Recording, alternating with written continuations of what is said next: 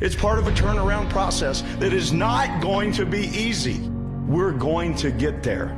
All right, that's the narrative, that's the turnaround, that's the state of our program. I better have a chip on my shoulder because I got something to prove.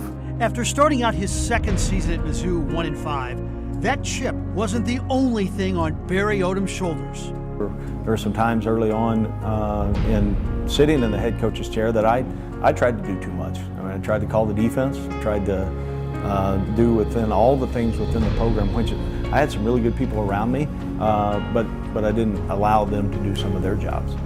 The Tigers were at rock bottom, and Odom was on the hot seat, but he never doubted that a turnaround was on the way.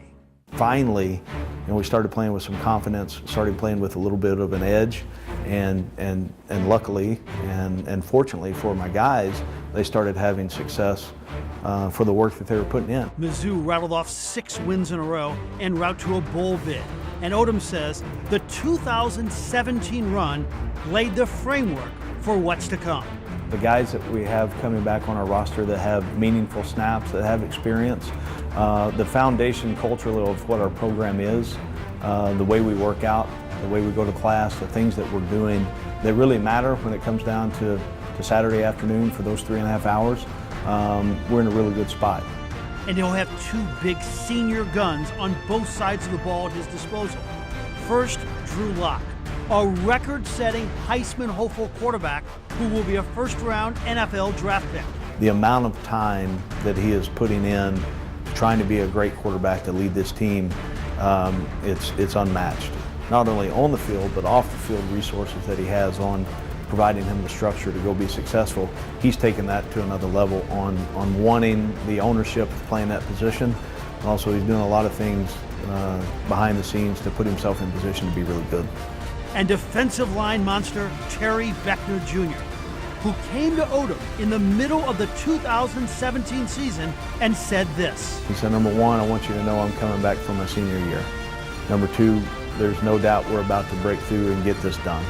And number 3, he said, I want you to put the team on my shoulders and I'm going to help you go get it done. To me, that speaks volumes of what kind of kid he is, what kind of competitor he is, and how he cares about this university.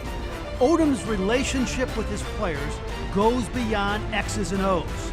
His office door is always open to chat or even play the occasional video game. He says, look, the players love to come into the office. They play video games sometimes, just hang out. It's a nice place for them to go. So I think he has a great understanding of the generation he's coaching. I've got 3 kids of my own, but I really feel that I've got 117 other guys that every decision that I make affects them greatly. And if it's up to Odom, our fine city of St. Louis will play a big role in the future of Mizzou football.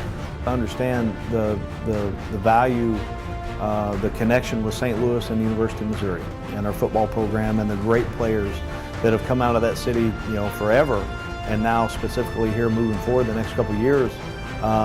It's such a great athletic city for us that really can provide structure for us to go win a championship. He's coaching at his alma mater with the security of a brand new contract extension and star players all over the field. But don't think for a second that Barry Odom is content. Don't ever relax and think that you're there and you've arrived, because we haven't. We've got a long ways to go. But we're getting there, and it's a lot of fun doing it with this group.